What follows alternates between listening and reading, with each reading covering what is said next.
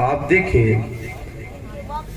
مذہب مہذب اسلام وہ پاکیزہ مذہب ہے کہ جس نے برابری کا درس دیا، اونچ نیچ کا فرق مٹایا، کالے گورے کا فرق مٹایا،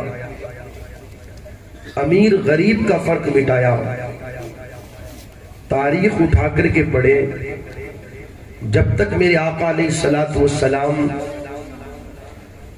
اس ظاہری دنیا میں تشریف لے کر کے نہ آئے تھے، اس وقت تک لوگوں کا حال یہ تھا کہ لوگوں کے درمیان امیر غریب کا فرق تھا، کالے گورے کا فرق تھا، چھوٹے بڑے کا فرق تھا، اپنے اور پرائے کا فرق تھا، غریبوں کو، کمزوروں کو معاشرے کے اندر زندگی گزارنے کا کوئی ادھیکار نہ تھا۔ یہ ساری چیزیں اس وقت تھی جب میرے آقا علیہ السلام دنیا میں تشریف نہیں لائے۔ مگر جب حضور صلی اللہ تعالی علیہ وسلم اس دنیا میں تشریف لے کر کے آئے تو آپ نے لوگوں کو یہ تعلیم دی کہ اب کالے گورے کے فرق کو مٹایا جائے گا، امیر غریب کے فرق کو مٹایا جائے گا۔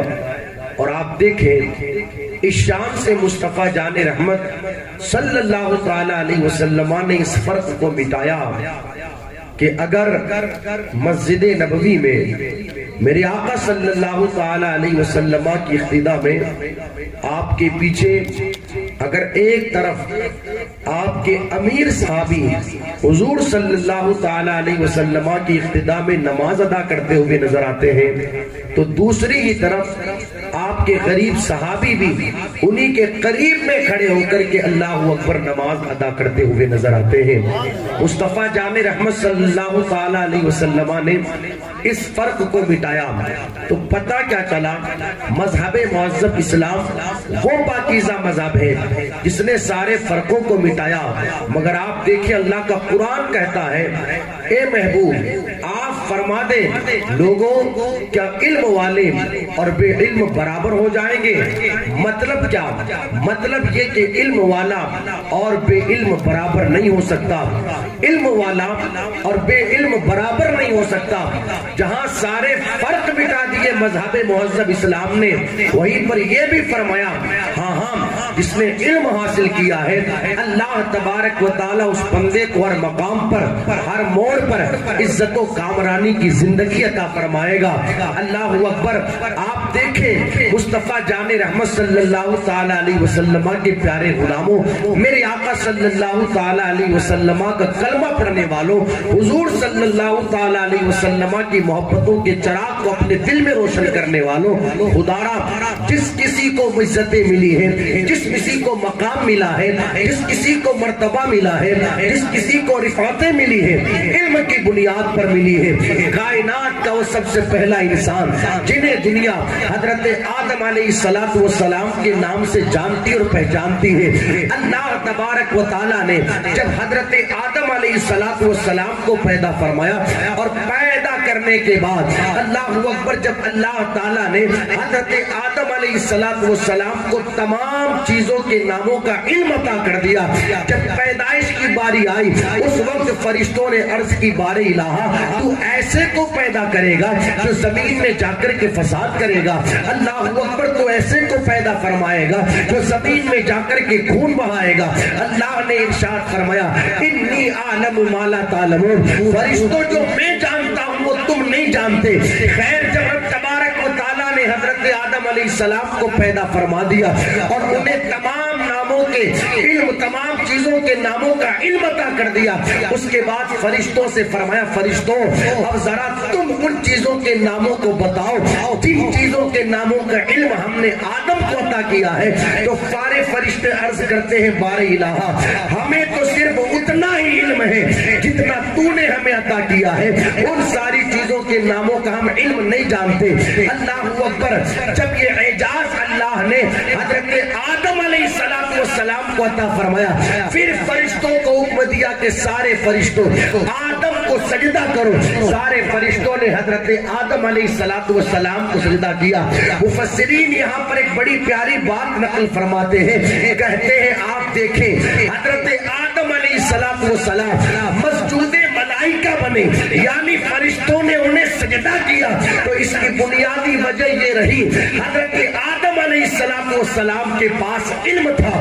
آج اللہ اکبر, ہر انسان یہ چاہتا ہے کہ مجھے عزت مل جائے, ہر انسان یہ چاہتا ہے کہ مجھے کامرانی مل جائے, ہر انسان یہ چاہتا ہے کہ مجھے بلندیاں مل جائے. مگر یاد رکھنا, بلندیاں ملے گی علم کی بنیاد پر, عزتیں ملے گی علم کی بنیاد پر, رفعتیں ملے گی علم کی بنیاد پر. آج بھی دنیا قدموں میں جھکنے کے لیے تیار ہے, شرط یہ ہے کہ لوگ علم حاصل کریں. خدا را جن لوگوں نے آج بھی علم حاصل کیا ہے ان کے قدموں میں دنیا والوں نے اپنے سر جھکا رکھے ہیں. اور سر کیوں نہ جھکائے, میرے نبی نے فرمایا جو بندہ علم حاصل کر لیتا ہے اللہ اسے دنیا کی عزتیں بھی عطا فرماتا ہے, اللہ اسے آخرت کی عزتیں بھی عطا فرماتا ہے. عزتیں ملے گی علم کی بنیاد پر. میرے آقا علیہ السلام نے ایک اور مقام پر ارشاد فرمایا, لوگوں کیا تمہیں معلوم ہے انسان کا سب سے بہتر دوست کون ہے؟ صحابہ عرض کہتے ہیں یا رسول اللہ علیہ السلام آپ ہی بتائیں سب سے بہتر دوست کون ہے. اگر میں آپ لوگوں سے پوچھوں کہ بھائی ایک انسان کا سب سے بہتر دوست کون ہے تو الگ الگ لوگوں کے جوابات ہوں گے. کچھ کی کنڈیشن تو یہ ہے کہ کوئی کسی کو بیڑی پلا دے تو لوگ اسے سب سے اچھا دوست سمجھتے ہیں, کوئی کسی کو سگریٹ پلا دے تو لوگ اسے سب سے اچھا دوست سمجھتے ہیں, کوئی کسی کو تمباکو کھلا دے تو لوگ کہتے ہیں یار یہ میرا سب سے اچھا دوست ہے. اس نے 5-7 ہزار روپیہ بطور قرض دے دیا, لوگ کہتے ہیں یہ میرا سب سے اچھا دوست ہے. مگر میرے آقا علیہ السلام ارشاد فرماتے لوگوں انسان کا سب سے بہتر دوست علم ہے. علم یہ ایسا دوست ہے کہ سارے دوستوں کا تعلق صرف دنیا تک ہے. ادھر جسم سے روح نکلی دوستی ختم. کیا یہ چیزیں آپ نہیں دیکھتے ہو کہ جب تک جسم میں جان رہتی ہے تو ہر کوئی دوستی کی باتیں کرتا ہے, اور ادھر جسم سے جان نکلی تو پھر لوگ گھر والوں کو فون کر کے پوچھتے ہیں بھائی جنازہ اٹھا لیا یا نہیں اٹھایا. میں تھوڑا کسی کام میں بیزی ہوں, جب جنازہ قبرستان پہنچ جائے تب مجھے اطلاع کر دینا, میں سیدھا قبرستان آ جاؤں گا. یہ کیفیت ہے نا لوگوں کی. مطلب جو پوری زندگی دوستی کی باتیں کرتا رہا, دوستی کے دعوے کرتا رہا, آج اس کے پاس اتنا بھی ٹائم نہیں ہے کہ وہ ہمارے جنازے کو کاندھا لگا سکے. تو یہ دنیا کے دوستوں کا حال ہے کہ جسم سے جان نکلی تعلقات ختم. مگر میرے نبی نے ارشاد فرمایا سب سے بہتر دوست علم ہے انسان کا, جو دنیا میں بھی بندے کے کام آتا ہے, قبر میں بھی بندے کے کام آتا ہے, قیامت کے دن بھی بندے کے کام آئے گا. فیصلہ ہمارے ہاتھوں میں ہے, ہمیں دوستی کرنی کس سے ہے. اور ایک مصطفیٰ جان رحمت صلی اللہ تعالی علیہ وسلم کی حدیث مبارکہ سنے ایمان تازہ ہوگا. میرے آقا علیہ السلام نے ارشاد فرمایا لوگوں 4 میں سے بننا, 5واں مت بننا ورنہ ہلاک ہو جاؤ گے. صحابہ نے پوچھا یا رسول اللہ علیہ السلام کس کس میں سے بنے؟ میرے آقا علیہ السلام ارشاد فرماتے نمبر 1 یا تو عالم بننا. کیا بننا؟ عالم بننا. یا پھر علم حاصل کرنے والے بننا, طالب علم بننا. یا پھر علماء کی محفل میں بیٹھنے والے بننا. یا پھر علماء سے محبت کرنے والے بننا. ان 4 میں سے بننا, 5واں مت بننا ورنہ ہلاک ہو جاؤ گے.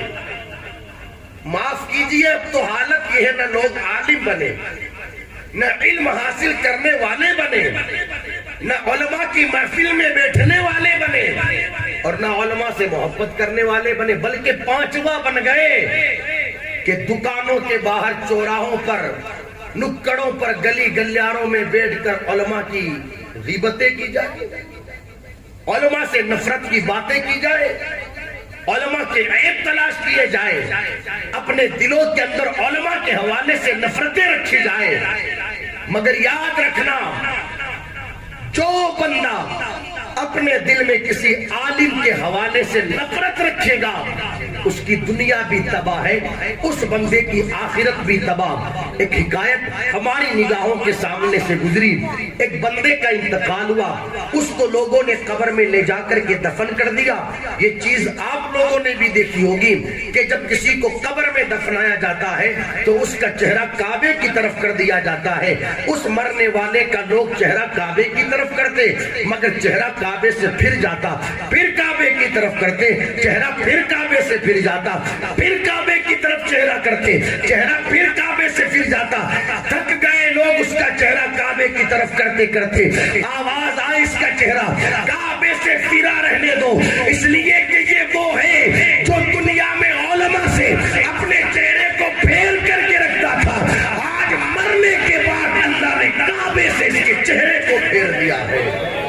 فرمایا گیا بننا تو چاروں میں سے بننا، پانچواں مت بننا. عالم بننا یا علم حاصل کرنے والے بننا، یا علماء کی محفل میں بیٹھنے والے بننا، یا پھر علماء سے محبت کرنے والے بننا. مگر ہم تو چاروں ہی نہ بنے ہیں. بڑا عجیب المیہ ہے لوگوں کا. لوگ کہتے یار کیا کرے گا بندہ عالم بن کر کے، کیا کرے گا بندہ حافظ قرآن بن کر کے، کیا کرے گا بیٹا قاری قرآن بن کر کے. وہی تنخواہ 5-7 ہزار روپیہ 10 ہزار روپیہ ملنے والی ہے. پوری زندگی سر پر ٹوپی لگا کر، چہرے پر داڑھی لگا کر، ہاتھوں میں پاروں کی پیٹی لے کر قرآن خانیاں کرتا پھرے گا، زندگی بھر دوسروں کی روٹی کا محتاج بنا رہے گا. معاذ اللہ، 100 بار معاذ اللہ، یہ ذہنیت لوگوں کی. مگر یاد رکھنا میرے آقا علیہ الصلوۃ والسلام نے ارشاد فرمایا من تفقہ فی دین اللہ کفاہ اللہ ہمہ ورزقہ من حیث لا یحتسب. جو بندہ اللہ کے دین کا فقیہ بنتا ہے، اللہ اس بندے کے لیے ایسی جگہ سے رزق کا انتظام فرماتا ہے جہاں پر کسی کا گمان بھی نہیں پہنچ پاتا. محدثین فرماتے علماء کے رزق کو اللہ نے پوری روئے زمین پر پھیلا دیا ہے، یہ جہاں سے چاہے اپنے رزق کو حاصل کر سکتے ہیں. ایسا ذہن نہ رکھا جائے کہ بیٹا عالم بن کر کے کیا کرے گا. یاد رکھنا ہر باپ یہ چاہتا ہے کہ میرا بیٹا میرا ادب کرے، ہر ماں یہ چاہتی ہے کہ میرا بیٹا میرا ادب کرے، میری بیٹی میرا ادب کرے. مگر یاد رکھنا بچوں کو یہ ادب ماں باپ کا جو آئے گا یہ کسی انگریز کی تعلیم سے نہیں آئے گا، مصطفیٰ جان رحمت کے قرآن سے آئے گا، مصطفیٰ جان رحمت کی حدیثوں سے آئے گا، اللہ اکبر دینی تعلیم سے آئے گا. ہماری ذمہ داری بنتی ہے اپنے بچوں کو عالم دین بنائے، قاری قرآن بنائے. آپ بڑے خوش نصیب ہیں، آپ کے علاقے میں ماشاءاللہ اس مدرسے کا اہتمام کیا گیا اور آج الجامعۃ المداریہ انوار العلوم کا اللہ اکبر افتتاح بھی ہے. ہماری ذمہ داری بنتی ہے اسی کو اللہ نے 3 بیٹے دیے ہیں، کچھ نہیں جاتا اگر ایک بیٹا مدرسے کے حوالے کر دیا جائے.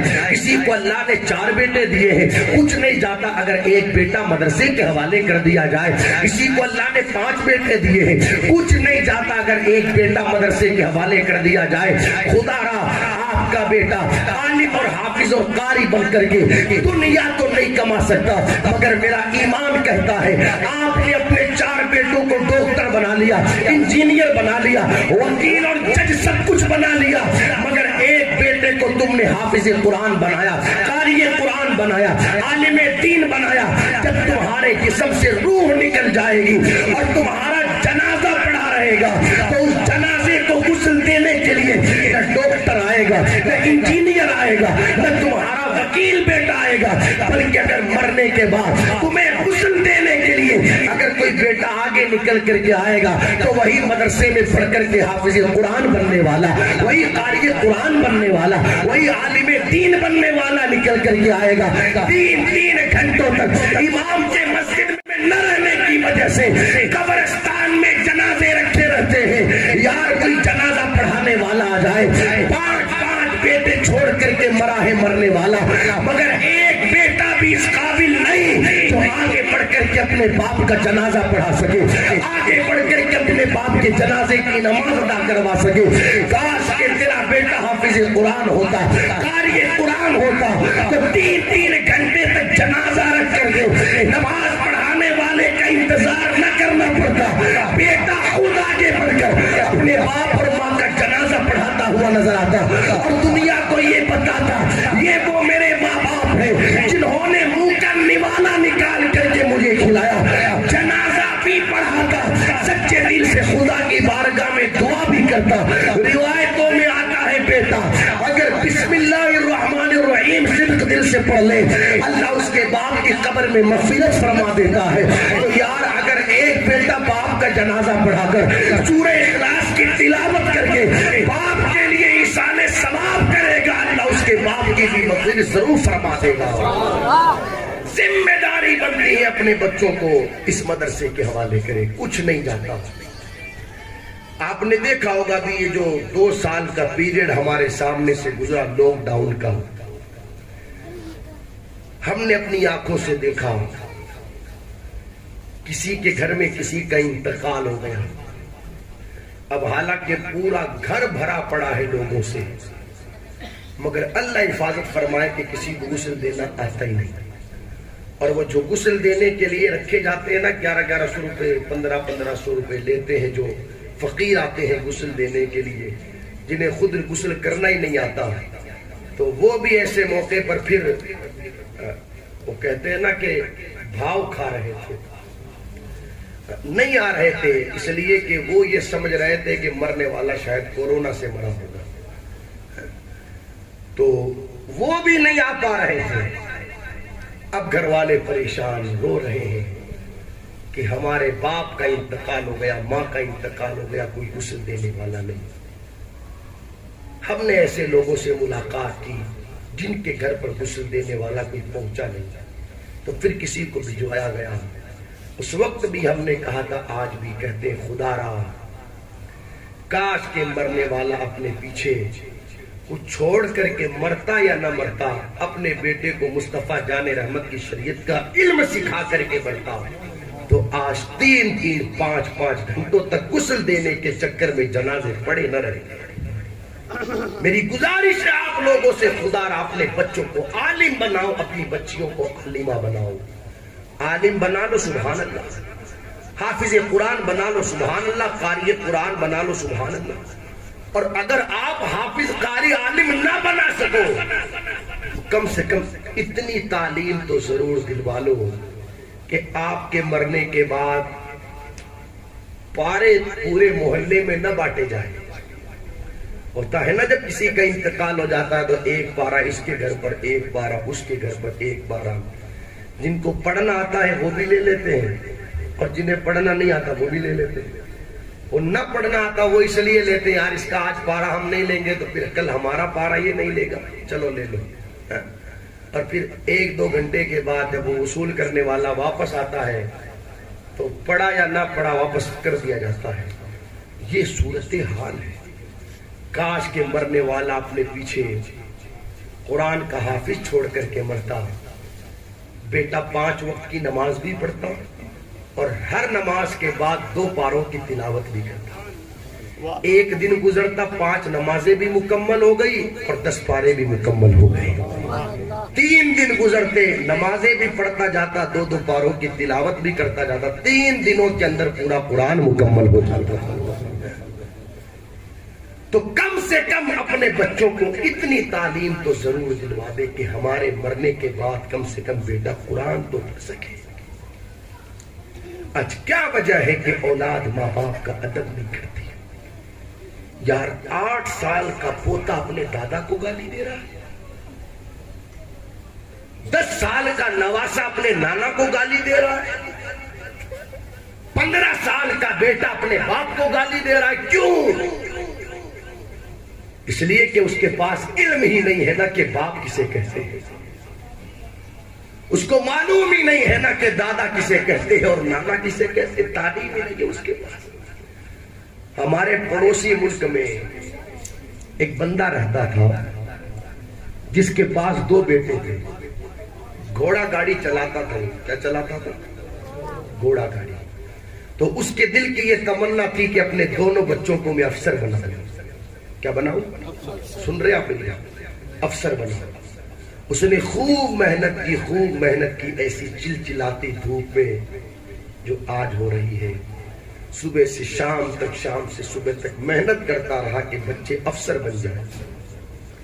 حتیٰ کہ اس نے اپنے بدن کی چمڑی تک جلوا دی، بالکل کالی پڑ گئی چمڑی. بس بچے کامیاب ہو جائیں کیسے بھی. المختصر دونوں بچے کامیاب ہو گئے. ایک فوج میں میجر بن گیا، ایک کسی دوسرے ڈپارٹمنٹ میں اونچے عہدے پر فائز ہو گیا. اب جیسے ہی وہ افسر بنے، دنیاوی اعتبار سے انہوں نے ترقی کی. گاؤں میں رہتے تھے، تب انہوں نے سوچا یار چلو سٹی میں رہنے کے لیے چلتے، شہر میں رہنے کے لیے چلتے ہیں. گاؤں کا مکان بیچا اور شہر کے اندر مکان خرید لیا اور اپنے باپ سے بھی کہا کہ آپ بھی ہمارے ساتھ رہنے کے لیے وہیں چلو. اب گاؤں والوں کا رہن سہن اپنا الگ ہوتا ہے. تو اب جس بندے نے پوری زندگی گاؤں میں گزاری ہو تو جب شہر میں جائے گا تو اسی اعتبار سے وہ رہے گا وہاں پر بھی. تو خیر ہوا یوں کہ باپ بھی بیٹوں کے ساتھ وہیں چلا گیا. شہر میں رہتے تھے. ہوا یوں کہ ایک مرتبہ جو میجر بیٹا تھا اس سے ملنے کے لیے افسر آئے دور دراز سے. نیچے جو مکان کے باہر پارک بنا ہوا تھا، گارڈن، اس میں بیٹھ گئے. کرسیاں لگی تھی. نوکر سے کہا کہ ناشتہ لے کر کے آؤ، ہمارے دوست آئے ہیں. اب جب نوکر اوپر ناشتہ تیار کرنے کے لیے گیا تو اس وقت اس میجر کے باپ نے اس نوکر سے پوچھا کیا ہوا، کس لیے ناشتہ تیار کیا جاتا ہے؟ نوکر کہتا ہے آپ کے میجر بیٹے کے دوست آئے ہیں، میں ان کے لیے ناشتہ لے کر کے جاتا ہوں.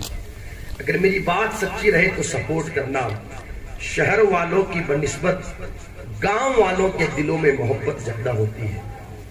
سمجھ رہے آپ میری بات؟ تو اس میجر کے باپ نے کہا یار جب میرے بیٹے کے دوست آئے ہیں تو وہ میرے بیٹے ہوئے، میرے بیٹے کی طرح ہوئے.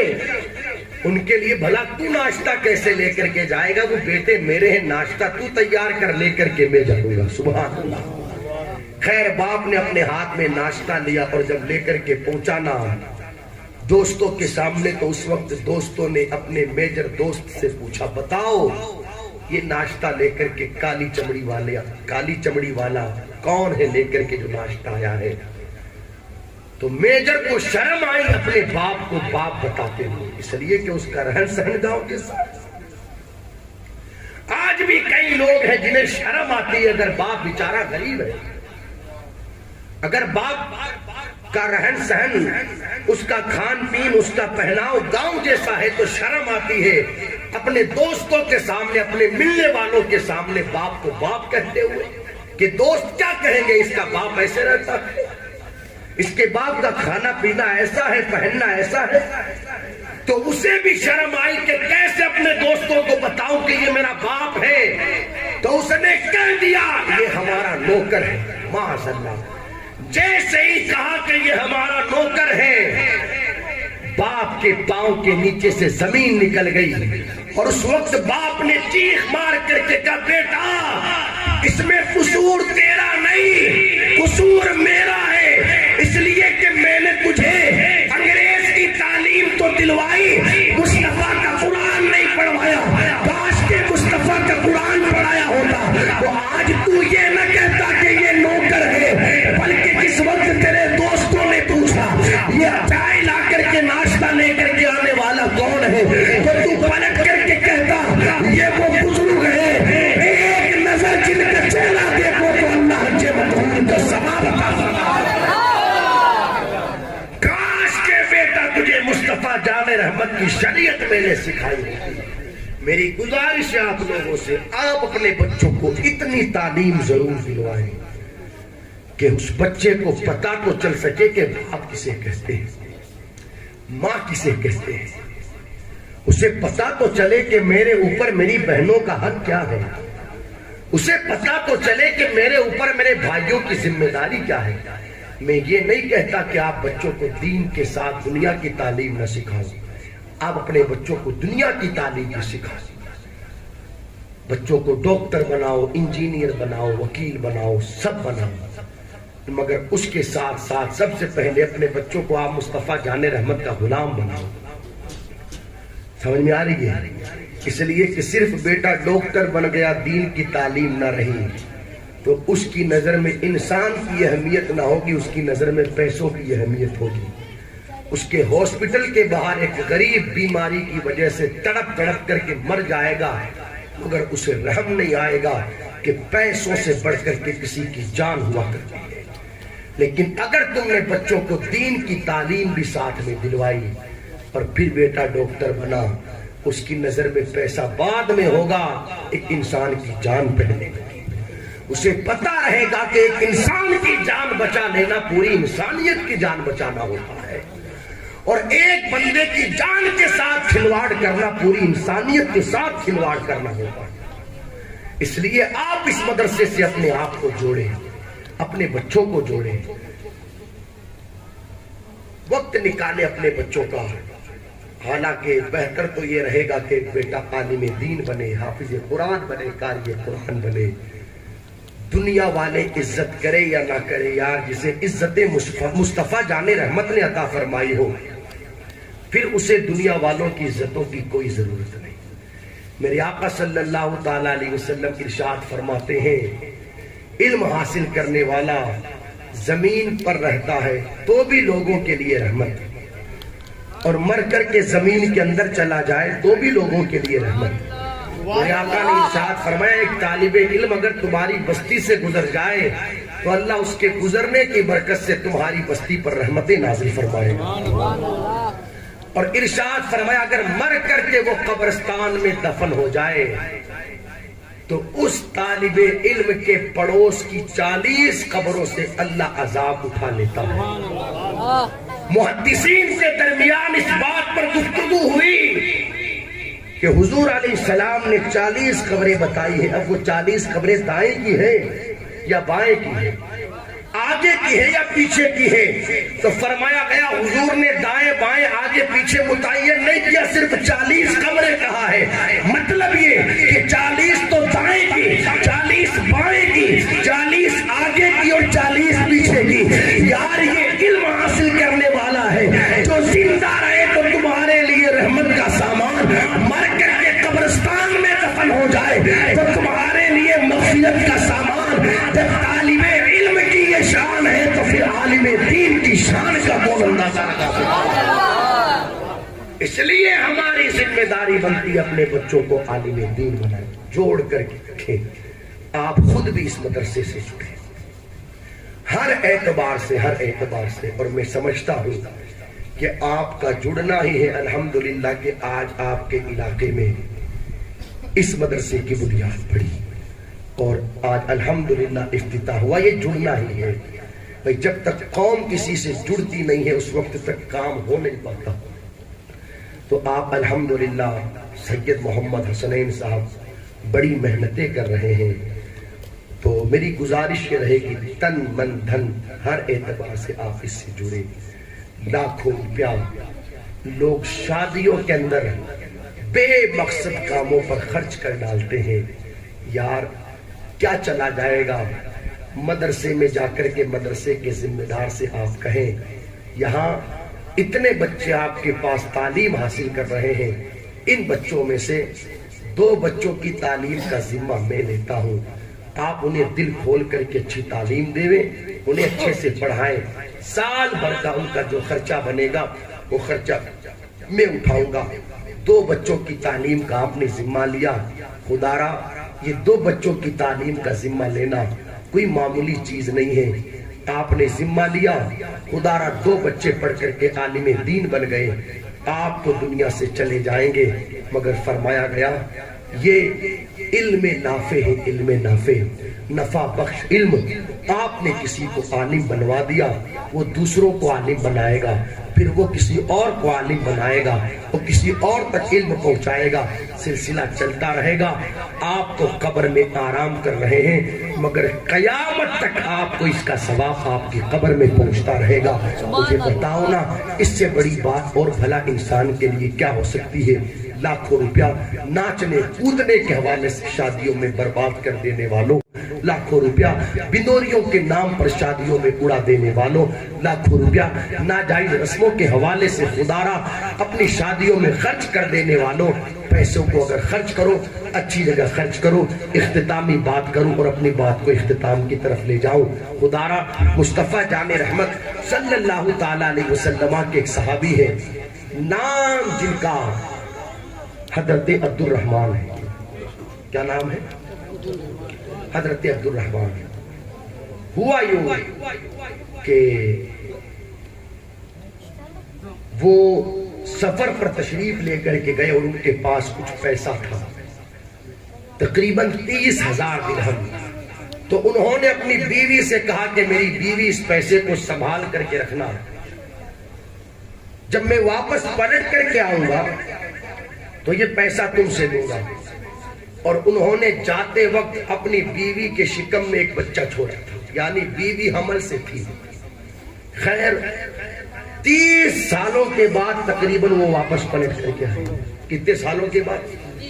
30 سالوں کے بعد. اس لیے کہ پہلے ہوتا یہ تھا کہ جب مصطفیٰ جان رحمت کے غلام حضور کے ساتھ جنگ میں کہیں تشریف لے جاتے تو پھر وہاں سے آگے، پھر وہاں سے آگے سلسلہ چلتا رہتا، کئی سال گزر جاتے. تقریباً 30 سالوں کے بعد واپس پلٹ کر کے آئے. دروازہ کھٹکھٹایا، اندر سے خوبصورت سا جوان نکل کر کے باہر آیا. اس نے پوچھا کون؟ حضور کے صحابی کہتے ہیں مجھ سے پوچھتے ہو کون؟ تم بتاؤ تم کون؟ اس شہزادے نے کہا یہ مکان میرا ہے، مجھ سے پوچھتے ہو کون؟ میں اس مکان کا مالک ہوں. حضور کے صحابی نے کہا مکان کا مالک تو میں ہوں، تو کیسے اس مکان کا مالک ہے؟ آس پاس والوں سے پوچھ. آج کے تقریباً 30 سال پہلے میں یہاں سے چلا گیا تھا. ابھی باپ بیٹے کے درمیان گفتگو ہو ہی رہی تھی کہ اندر سے ماں کی آواز آئی، بیٹا آنے والا کوئی اور نہیں تیرا باپ ہے. آج تقریباً 30 سالوں سے اس باپ کا تو انتظار کر رہا ہے. خیر باپ بیٹے دونوں گلے لگے، آنکھوں سے آنسو نکلے، محبت بھری باتیں ہوئی. اتنے میں اذان کا وقت ہو گیا. بیٹے نے کہا بابا آپ مجھے اجازت دیں تاکہ میں جا کر کے نماز پڑھ کر کے آ جاؤں. خیر بیٹا نماز پڑھنے کے لیے آ گیا. ادھر والد گرامی اندر پہنچے، بیوی سے کہا وہ میرا جو پیسہ تم کو دے کر کے گیا تھا تقریباً 30,000 درہم کہاں ہے؟ بیوی نے کہا آتے پیسے کی بات، کم سے کم ہاتھ منہ تو دھو لو، تھوڑی دیر کھانا پانی کر لو، نماز پڑھ کر کے آ جاؤ، اس کے بعد بتاؤں گی کہ وہ پیسہ کہاں گیا. خیر کھانا وانا کھایا، نماز پڑھنے کے لیے جب مسجد گئے نا تو کیا دیکھتے ہیں کہ نماز کے بعد ایک خوبصورت سا جوان سر پر امامہ شریف لگا کر، بدن پر خوبصورت سا جبہ ڈال کر مسجد نبوی کے منبر پر بیٹھ کر لوگوں کو درس حدیث دے رہا ہے. اور اللہ کے بڑے بڑے ولی اپنی گردنوں کو جھکا کر کے اس کا درس حدیث سن رہے ہیں. تو انہوں نے پوچھا یہ منبر پر بیٹھ کر کے درس حدیث دینے والا کون ہے؟ اللہ اکبر. جب انہوں نے یہ پوچھا تو لوگوں نے بتایا آپ کو معلوم نہیں یہ کون ہے؟ کہا مجھے معلوم نہیں یہ کون ہے. کہا یہ کوئی اور نہیں، یہ آپ ہی کے شہزادے ہیں جو آج منبر پر بیٹھ کر کے لوگوں کو درس حدیث دے رہے ہیں. گھر آئے اور بیوی سے کہا کہ اے میری زوجہ محترمہ کیا ہمارا بیٹا اس قابل ہو گیا کہ مسجد نبوی کے منبر پر بیٹھ کر کے لوگوں کو درس حدیث دیتا ہے؟ اور اللہ کے بڑے بڑے ولی اپنی گردنیں جھکا کر کے اس کا درس حدیث سنتے ہیں. بیوی نے کہا بتاؤ کیا اس عمل کی وجہ سے تمہارے دل کو ٹھنڈک ملی؟ کہاں ہاں ملی. کہا تمہیں اس عمل کی وجہ سے خوشی محسوس ہوئی؟ کہاں ہاں خوشی محسوس ہوئی. اس سے بڑی بات اور میرے لیے کیا ہو سکتی ہے کہ حضور کے منبر پر بیٹھ کر کے درس حدیث دیا جائے. بیوی نے کہا سنو تم مجھ سے پوچھتے ہو کہ وہ 30,000 درہم کہاں ہیں جو میں تمہیں دے کر کے گیا تھا؟ میں نے وہ سارا کا سارا پیسہ تمہارے بیٹے کو عالم بنانے کے اندر خرچ کر دیا۔ جب شوہر نے یہ سنا تو ارشاد فرمایا، اے میری بیوی، واقعی میں تو نے اس پیسے کا حق ادا کیا ہے اور پیسے کو وہی خرچ کیا ہے جہاں پر پیسے کو خرچ کیا جانا چاہیے۔ اپنی دولت کو ادھر ادھر برباد کرنے والوں، خدا را اپنی دولت کا صحیح استعمال کرو، ایسے کاموں میں اس دولت کو خرچ کرو تاکہ یہ دولت ہمارے لیے دنیا میں بھی نفع بخش ثابت ہو اور آخرت میں بھی نفع بخش ثابت ہو۔ سمجھ رہے ہوں گے آپ میری بات؟ ہاں، ہماری ذمہ داری بنتی ہے، خدا را ہماری ذمہ داری بنتی ہے اس مدرسے سے جڑے تن من دھن ہر اعتبار سے، اور اپنے بچوں کو بھی آپ اس مدرسے کے حوالے کریں، ہر وقت مدرسے کی خدمت کریں۔ اور سرکار مولائے کائنات کے حوالے سے بھی مجھے عرض کرنے کے لیے کہا گیا، حالانکہ میں کہتا ہوں یہ علم جس دہلیز سے بطور خیرات ملتی ہے وہ دہلیز کسی اور کی نہیں، وہ سرکار مولائے کائنات کی ہے۔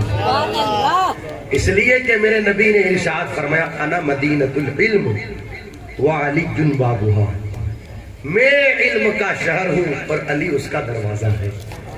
ظاہر سی بات ہے، شہر میں جانا کسی کو ہے تو دروازے سے ہو کر کے ہی تو جائے گا۔ تو پتہ کیا چلا، اگر علم کی خیرات کسی کو لینی ہے تو کسی اور کی چوکھٹ پر نہیں، سرکار مولائے کائنات کی چوکھٹ پر جانا ہوگا۔ فرمایا گیا، حضور ارشاد فرماتے میں علم کا شہر ہوں اور علی اس کے دروازے ہیں۔ ہم اور آپ کیا بیان کریں، آج اگر کسی کوئی محدث کوئی مفسر پڑھا دے تو لوگ اس کے علم کا اندازہ نہیں لگا سکتے جس سرکار مولائے کائنات کو میرے نبی نے پڑھایا اور اس شان سے پڑھایا، اس شان سے پڑھایا، اس شان سے پڑھایا۔ حضرت علی کو حضور صلی اللہ تعالیٰ علیہ وسلم بچپن ہی میں اپنے پاس لے کر کے آ گئے۔ سب سے پہلی خوراک جو سرکار مولائے کائنات کے منہ میں داخل کی گئی وہ کچھ اور نہیں بلکہ مصطفیٰ جان رحمت کا لعاب دہن ہے۔ سب سے پہلا لقمہ جو روٹی کا سرکار مولائے کائنات کے منہ میں داخل کیا گیا وہ کسی اور کے ہاتھ سے نہیں، مصطفیٰ جان رحمت کے مبارک ہاتھوں سے داخل کیا گیا۔ اور اب اور سمجھ سکتے ہیں ہم اور آپ، بچپن میں حضور حضرت علی کو اپنے پاس لے کر کے آ گئے تھے۔ یار ایک چھوٹے سے بچے کی کیا کیا ضرورتیں ہوتی ہیں، کیا کیا نہیں ہوتی، اسے ہم اور آپ سمجھ سکتے ہیں کس انداز میں میرے نبی نے سرکار مولائے کائنات کی تربیت فرمائی ہوگی۔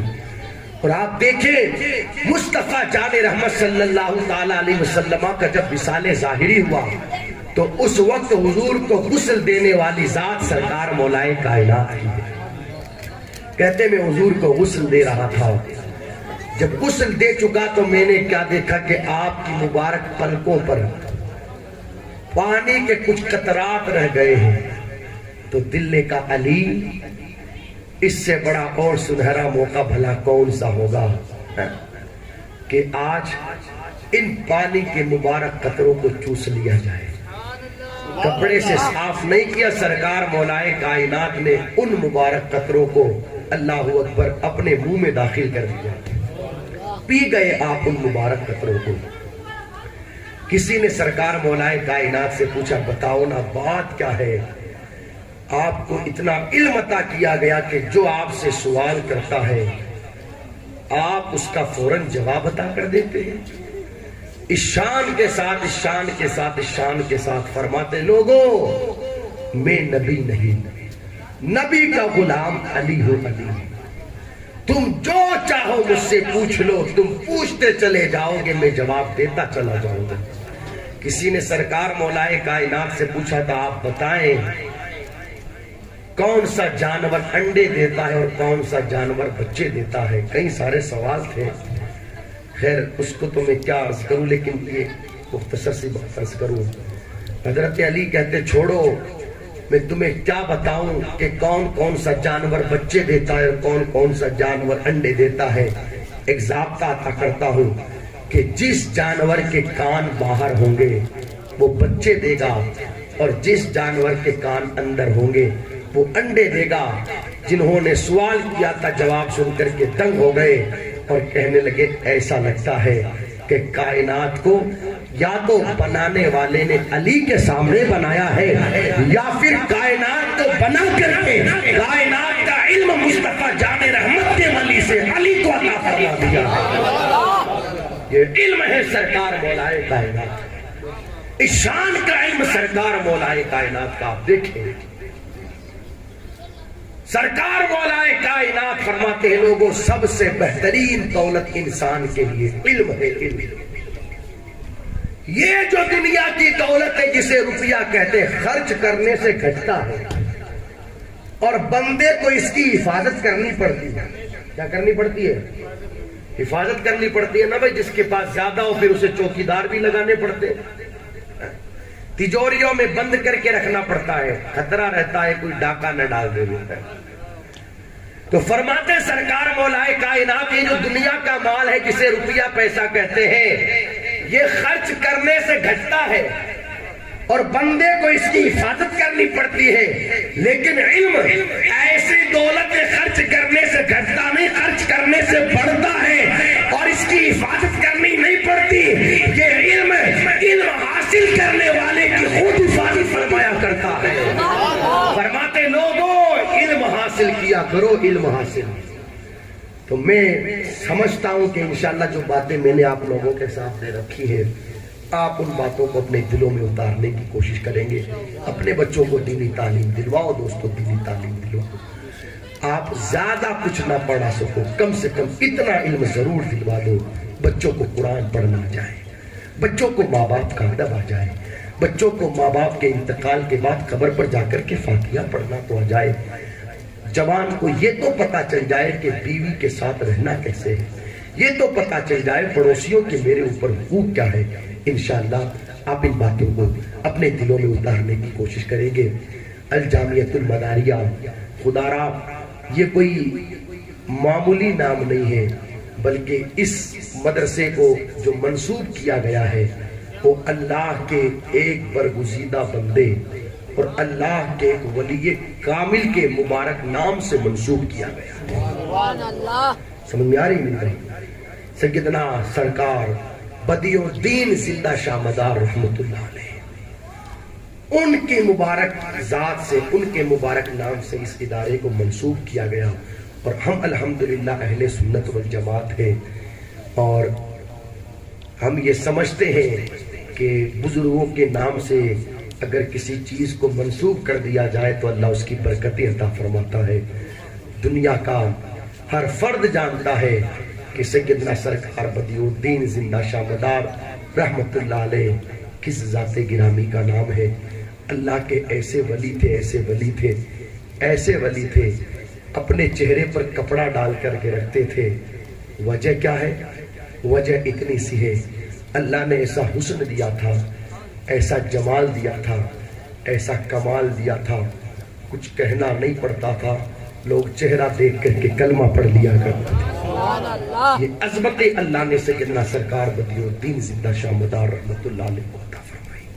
سمجھ میں آ رہی ہے میری بات؟ تو ان کے مبارک نام سے یہ ادارہ منسوب ہے۔ دعا کرتے ہیں رب کریم اس ادارے کو بھی خوب خوب ترقی عطا فرمائے، اور سید محمد حسن حسنین صاحب اور ان کے ساتھ جو لوگ جڑے ہوئے ہیں اللہ ان کی کاوشوں کو، ان کی محنتوں کو اپنی بارگاہ میں قبول فرمائے۔ خدا دوستو یہ دریا ہے، دریا کیا ہے؟ دریا ہے، دریا۔ ایمانداری سے مجھے بتانا، اگر کسی کے مکان کے سامنے سے دریا بہ رہا ہو اور پھر بندہ اس دریے سے فائدہ نہ اٹھائے تو مجھے بتاؤ اس سے بڑا محروم کون ہوگا؟ سرکار غوث پاک رضی اللہ تعالیٰ عنہ کا غالباً اس طرح کا فرمان ملتا ہے، فرماتے تھے لوگوں تمہارے علاقے کے اندر دریا بہ رہا ہے مگر کتنے نادان ہو کہ تم اس سے سیراب نہیں ہوتے۔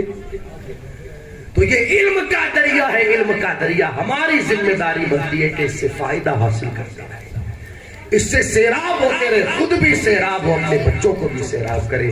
رب کریم اسے دن دنی رات چوگنی ترقی عطا فرمائے۔ جو میں نے گفتگو آپ کے سامنے رکھی اللہ اسے اپنی بارگاہ میں قبول فرمائے۔ اگر میرے بولنے میں کسی طرح کی غلطی ہو گئی مولا کریم اپنی رحمت کاملہ سے معاف فرمائے۔ استغفر اللہ ربی من کل ذنب واتوب الیہ، بلند آواز سے کلمہ شریف پڑھ لے، لا الہ الا اللہ محمد رسول اللہ صلی اللہ تعالی علیہ وسلم۔